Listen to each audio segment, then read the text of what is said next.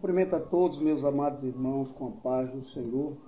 Em primeiro lugar, queridos, queremos convidar você para se inscrever no nosso canal. Amém? Estamos com mais uma aula da nossa EBD Online.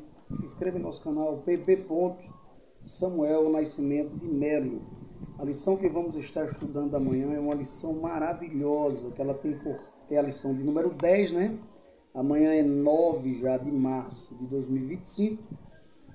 E o tema da lição é: o pecado corrompeu a natureza humana. Escute só, meus irmãos. De todas as doutrinas que nós temos das Sagradas Escrituras, uma das doutrinas que mais temos evidência para comprovar a sua veracidade se chama a doutrina do pecado. Porque vivemos na pele a evidência do fato consumado, né? Porque pecado nada mais é do que o fato consumado, tá? O textual da nossa lição nos diz assim: porque todos pecaram e destituídos ou afastados, separados, estão da glória de Deus, conforme Romanos capítulo 3, versículo 23. A verdade prática da nossa lição, ela nos diz assim: o pecado é um elemento real na vida de todas as pessoas, desde o ventre materno. Não é à toa que o salmista, no Salmo 51, ele vai dizer: em pecado me concebeu a minha mãe. Não é isso? E o verso número 5. Escuta bem. A leitura bíblica em classe está em Gênesis capítulo 3, obviamente onde começa ali a tentação e onde há a queda, né, da humanidade em Adão, e Romanos 5, Gênesis 3, 1, 6 e 7, Romanos 5, 12 ao 14. A nossa introdução nos diz assim: o ser humano criado em santidade, a imagem de Deus, perfeito, né, foi corrompido pelo pecado de tal modo que somente em Cristo é possível a sua restauração a Deus. Escuta só, no capítulo 3 de Gênesis, relata como o pecado entrou na humanidade, e em Romanos 5 o apóstolo Paulo mostra a extensão dessa corrupção em todos os seres humanos. Tá? A presente lição pretende mostrar a origem e a dimensão do pecado na humanidade e refutar à luz da Bíblia as principais crenças inadequadas, né, sobre este assunto. Escuta bem. No primeiro tópico da lição, a palavra-chave não poderia ser outra, é pecado. É a doutrina da hamartiologia, né, a doutrina do pecado, o ensino bíblico sobre o pecado. Primeiro tópico, a doutrina bíblica do pecado e sua extensão. No primeiro subtópico vai dizer o autor do pecado. Aí há muitas situações, né? A questão do determinismo, a questão do autodeterminismo e outras questões que são colocadas aí diante dessa situação do pecado. A gente vai ver que Adão ele podia comer livremente de todas as árvores. O texto do capítulo 3 de Gênesis vai mostrar, né, que ele podia comer todas as árvores, mas foi advertido para não comer. Existia duas árvores no meio do jardim. Deus fez um jardim, colocou no Éden, e tinha duas árvores no meio do jardim: a árvore da vida e a árvore do conhecimento do bem e do mal. E eles foram privados apenas de uma. Ou seja, mesmo havendo toda a questão que chamamos por livre-arbítrio, havia já uma restrição para o homem, né? Ele não podia comer da árvore do conhecimento do bem e do mal. Então, esse o livre-arbítrio sempre teve algum obstáculo, obviamente. Isso aí somos conscientes. Mesmo antes do pecado. Né? Da ciência, né, do bem e do mal. Ele vai dizer: não comerás, porque no dia que comeres, certamente morrerás. Esse texto aí, no original, nos códigos originais, no hebraico, ele vai estar dizendo que morrendo morrerás. E a gente vai observar que a primeira coisa que acontece o homem perde a comunhão, né? Há uma separação, há uma morte espiritual. A gente chama de morte espiritual, porque está morto para Deus espiritualmente. Esse homem para Deus está como um defunto, né? Então a Bíblia nos conta que o autor do pecado, né? A serpente, no caso, que enganou a Eva, é o próprio diabo, Satanás, a antiga serpente, que Apocalipse vai chamar ele de antiga serpente, no capítulo 12, versículo 9. Ele é o maioral dos demônios, é chamado maioral dos demônios em Mateus 12, 24 e 25 e 41. E era originalmente um querubim, né? Ungido, perfeito. A Bíblia vai dizer que ele era perfeito, né? Ele andava sobre pedras afogueadas. Ezequiel 28, 12 e 15, apesar de estar falando também da figura de um rei, né? Mas com toda a similaridade desse querubim ungido, né? Perfeito eras, tu que estavas no jardim de Deus, não é isso? E a Bíblia vai dizer que andava sobre pedras afogueadas, e ele era tão perfeito que os anjos olhavam para ele para adquirir um pouco mais de perfeição. Então, ele se rebelou contra Deus e foi expulso do céu, né? Isaías 14, 12, 15 vai falar também da figura da Nabucodonosor com o mesmo orgulho, com a mesma prepotência, com a mesma rebelião, desobediência à lei de Deus, né? Que esse querubim teve. Então, com sua queda vieram com eles os anjos que aderiram à rebelião, né? E uma parte deles continua em prisão, conforme segundo Pedro 2 e 4 e Judas 6. Essa é uma possível explicação, né, para a origem dos demônios, né, de anjos que se tornaram em demônios, né? A intromissão da serpente no jardim já era o querubim expulso, agindo por meio dela. Assim o pecado não teve a sua origem no Éden, obviamente, mas o pecado da humanidade, a gente pode dizer que ali ele teve a sua origem no Éden. Porém, o pecado já existia a nível de universo, porque o querubim ungido ele vai ser corrompido. A Bíblia vai dizer em Ezequiel 28, 11, até que em ti, ó querubim ungido, foi encontrado iniquidade, ou seja, injustiça, e eu mandei um fogo de dentro de ti que te consumiu. Tá? Então, no segundo subtópico do primeiro ponto, vai dizer, foram abertos os olhos de ambos. Se você vê a Bíblia no capítulo 3 de Gênesis, versículo 7, até enquanto Eva não comeu do fruto, né, não foram abertos os olhos, só assim que eles comeram. Tá? No versículo 6, ó, e vendo a mulher que aquela árvore era boa para se comer, concupiscência dos olhos, agradável, concupiscência da carne, né? Boa para se comer, o desejo, né? O desejo, aí nasceu o desejo. E agradável aos olhos, concupiscência dos olhos. E a árvore desejável para dar entendimento, olha aí, tomou do seu fruto e comeu, e deu também ao seu marido, tá? Soberba da vida, e ele comeu com ela, tá bom? Então foram abertos os olhos de ambos e conheceram que estavam, primeiro que eles conhecem que estavam nus, tá? Ou seja, estavam na inocência e agora vem a consciência daquilo que está nu. E cozeram folhas de figueira e fizeram para si aventais. E ouviram a voz do Senhor Deus que passeava no jardim pela viração do dia, e escondeu-se Adão e sua mulher da presença, né? Pseudo-presença do Senhor Deus, que ninguém se esconde de Deus, entre as árvores do jardim. Mas na mente deles, né, estavam escondidos de Deus. E chamou o Senhor Deus Adão e disse, onde estás? E aí onde vem, né? Ele teve vergonha, ele viu que estava nu, ele ouviu a voz do Senhor, ele se escondeu, tá certo? E depois ainda culpou Deus, né? Dizendo a mulher que tu me deste.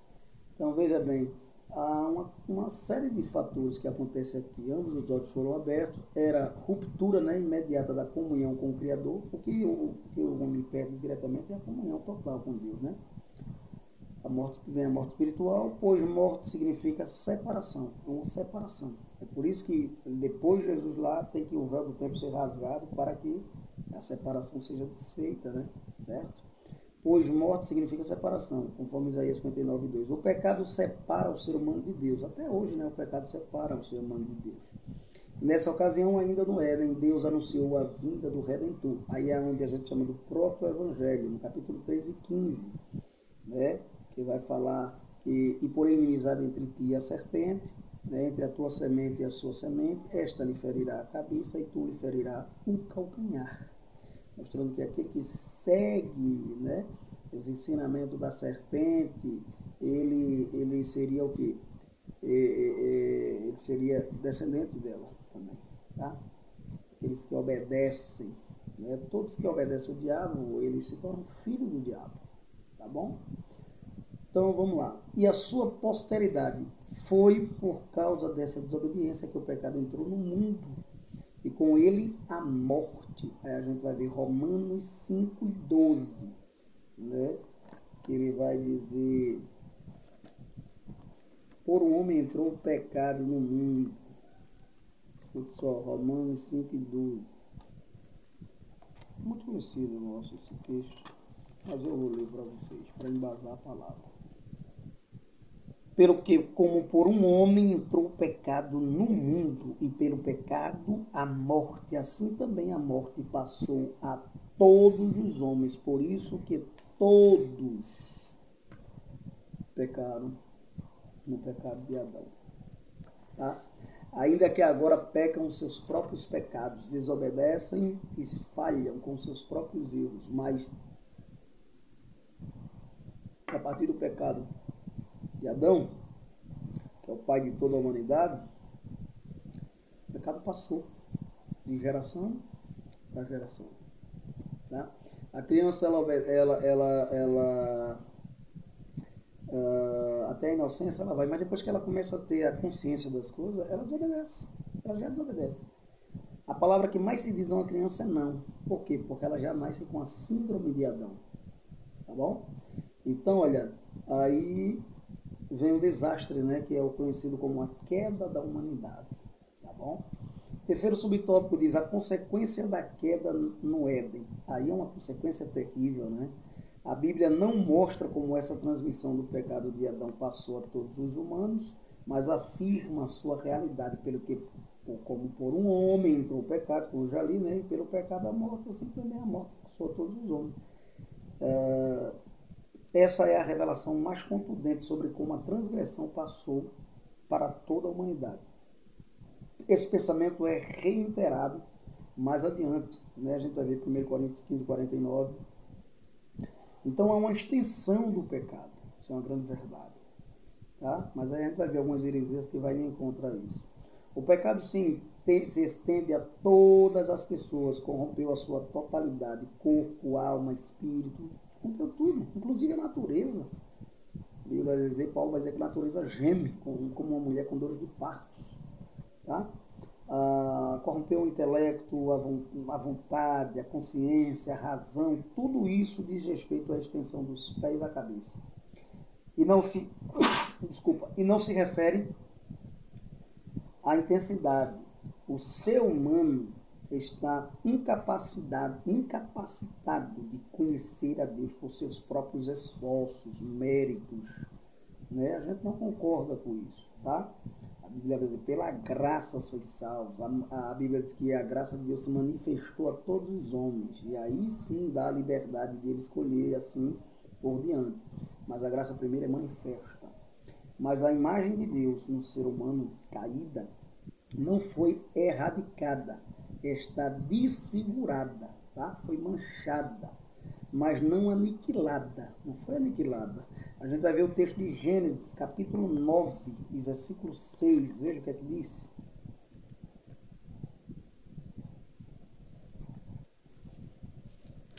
Gênesis, no capítulo 9, o versículo 6, vai dizer assim a palavra de Deus. Quem derramar o sangue do homem, pelo homem o seu sangue será derramado, porque Deus fez o homem conforme a sua imagem. Tá? Aí ainda no versículo, em Tiago 3:9, vamos ver o que a palavra diz em Tiago 3:9.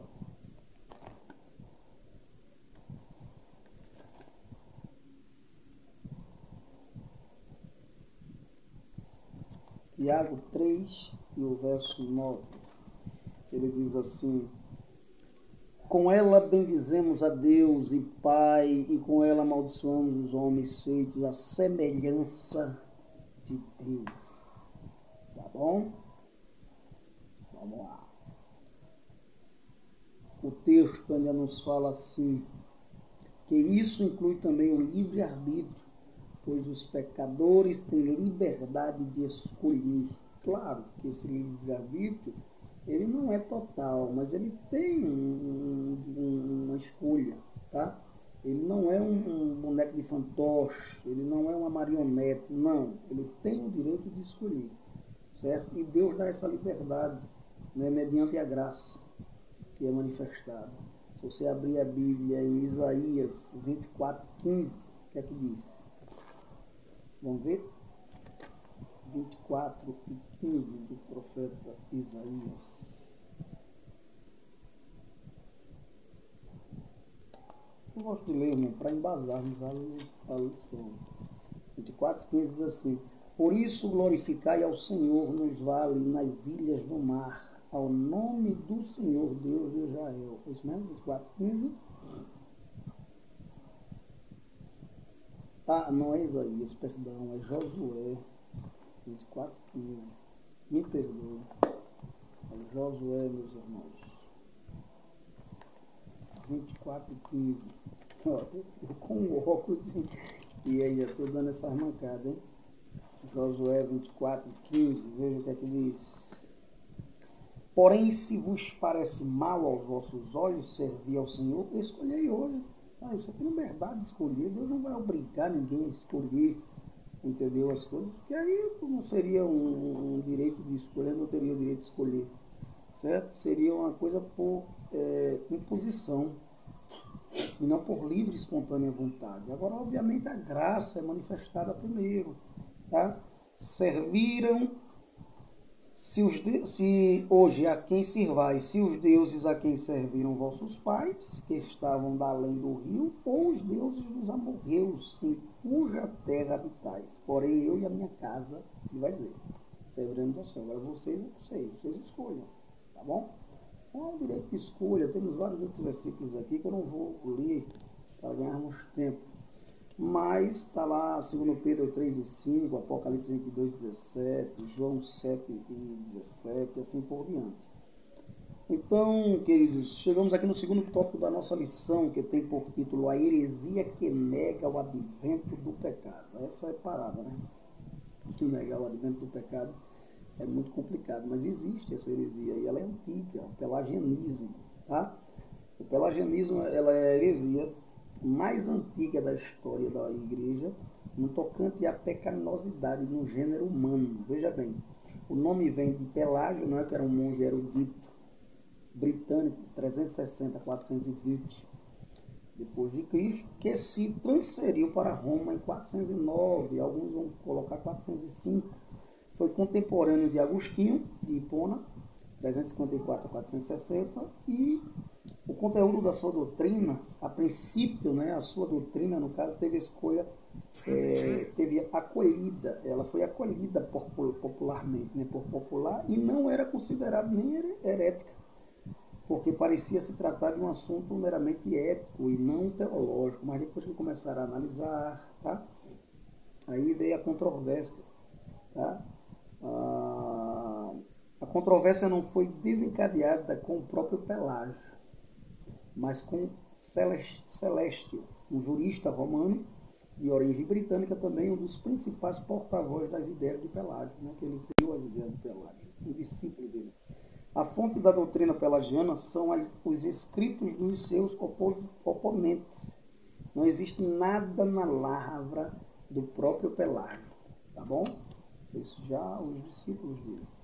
O que se sabe com certeza sobre sua teologia se resume nisto. Mas algumas coisas, mas o comentário não colocou aqui por causa do espaço da lição. Sobre a sua teologia se resume nisso. O ser humano não nasce em pecado, na visão dele. A transgressão de Adão não afeta diretamente os outros. É uma ideia dele também. Não afeta diretamente os outros. Não existe pecado original, né? Ele vai dizer. E não existe a corrupção geral do gênero humano. E aí eu acho que ele nunca leu em Gênesis, que diz que toda a terra, toda a humanidade havia se corrompido. Tá? Além de outros textos que depois foram surgindo, que é no caso de Paulo aqui. Tá? Esses são alguns pontos do pensamento deles. O pelagianismo foi condenado no concílio de Éfeso em 431. Quer dizer que o homem por si só ele chegaria a Deus sem precisar da ajuda, da graça. Ele chamava a graça da ajuda, né? De ajuda. Então, é uma controvérsia muito grande. Segundo a letra B aqui do segundo tópico, vai dizer assim, respostas bíblicas, né, a essa questão do Pelágio. O pecado original, minha gente, é aquele que veio da queda de Adão. A gente chama de pecado original por ser o primeiro. Né? Depois vem pecados. Primeiro veio um pecado, depois vem pecados. Tá bom? Levou toda a humanidade ao pecado, como Romanos 5,12 a gente já leu, né? Que por um homem entrou o pecado no mundo. Esse homem pelo qual o pecado se estendeu a toda a humanidade. Em Romanos 5,14 vai falar isso. A evidência incontestável dessa transmissão do pecado de Adão para a sua posteridade é a morte. Todos nós até hoje morremos. O pecado gera morte. A concupiscência é a avó do pecado, mas o pecado é a mãe da morte, conforme Tiago 1,15. Tá? Primeiro vem o desejo desenfreado, o desejo gera o pecado e o pecado gera a morte. Então, o que seria o pecado? É um fato consumado. Né? Então, a evidência incontestável é essa. A corrupção do gênero humano é um fato incontestável, revelado nas Escrituras. Salmo 51,5 vai dizer: o salmista em pecado me concebeu minha mãe. Isaías 1,5 e 6 vai falar sobre isso. Romanos 3,10 ao 12 vai falar também sobre isso. Então, e é confirmado na própria experiência humana, né? Nós passamos por essa experiência com nossos familiares ou com outras pessoas. Sempre teve, ainda hoje devem ter tido algum enterro, né? Próximo de alguém, não sei, mas deve ter, porque todo dia se cumpre. O versículo de Gênesis que diz que o homem veio do pó e para o pó tornará. E se cumpre também essa questão do pecado, né? Da morte. O pecado gera a morte. Então, o segundo subtópico do segundo ponto, a morte de Jesus em favor dos pecados. Vamos lá. Por essa razão, o Alcorão nega, né? Por essa razão aqui de Pelágio, o Alcorão, né? Que é o livro lá dos muçulmanos, ele nega a crucificação e a morte de Jesus. Com esse argumento, conclui que não havia necessidade de Jesus morrer pelos pecados da humanidade, por isso o Alcorão rejeita o sacrifício de Jesus. A cruz de Cristo, ela sempre foi escândalo para o mundo, né? E é loucura para os que perecem. Tá? É 1 Coríntios 1,23. Vamos lá para o último tópico, o terceiro ponto da nossa lição, vai falar sobre o perigo dessa heresia para a vida do crente e da igreja. Veja bem, pensamentos pelagianistas em nossos dias. Essas ideias estão ainda hoje, você acredita nisso, irmão? Nas religiões reencarnacionistas, que negam a queda do Éden, o movimento religioso denominado ciência cristã, né, que inclusive alguns autores como Tom Cruise e outros autores fazem parte, atores fazem parte dessa religião, a existência do pecado. Eles negam a existência do pecado. No mormonismo, por exemplo, a transgressão de Adão não passou para a raça humana, consegue Pelágio também. Cada pessoa é responsável somente pelos seus próprios pecados, né? Segundo eles. Devemos conhecer bem aquilo em que nós cremos e também o ponto de vista de outros para sabermos conversar. Essa é a grande verdade, né?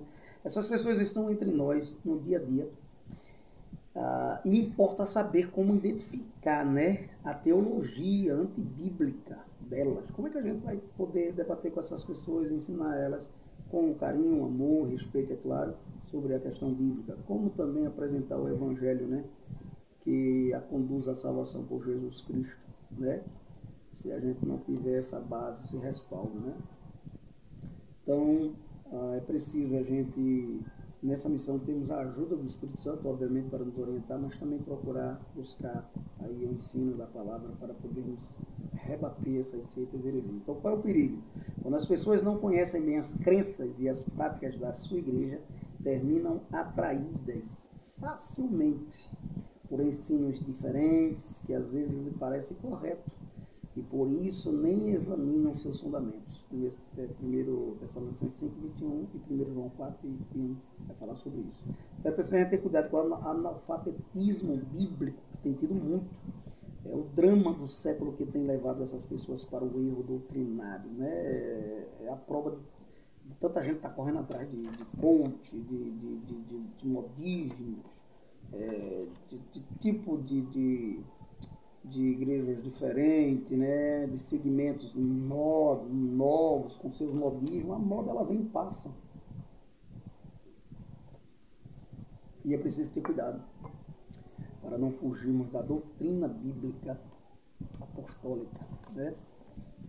Então, irmãos, que Deus nos abençoe, que Deus nos ajude, que Deus nos dê uma boa aula amanhã. Obviamente tem muito assunto, poderíamos tratar aqui bem mais extensão, mas eu acredito que é um assunto que está bem claro. Está bem claro, tá bom, meus irmãos?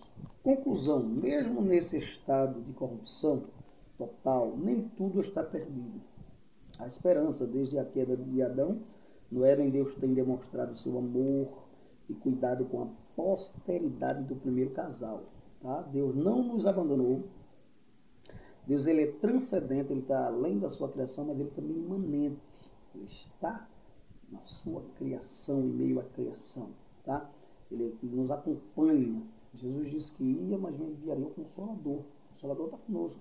Ele nos vivificou juntamente com Cristo. Pela graça sois salvos. Amém? Então que Deus nos abençoe, nos ajude, nos dê uma boa aula amanhã. Deus abençoe a cada aluno, a cada professor, em nome de Jesus. O importante é que eu diminua e que ele cresça. Tá? Então vamos continuar aprendendo a palavra de Deus, sabendo que temos que ser guiados pela palavra de Deus. A palavra de Deus é a nossa regra de fé e prática. Que Deus nos abençoe e nos ajude em nome de Jesus. E lembre-se, só entre algum recinto se Cristo entrar com você e só converse algo, se ele puder participar. Que Deus abençoe. E até a próxima.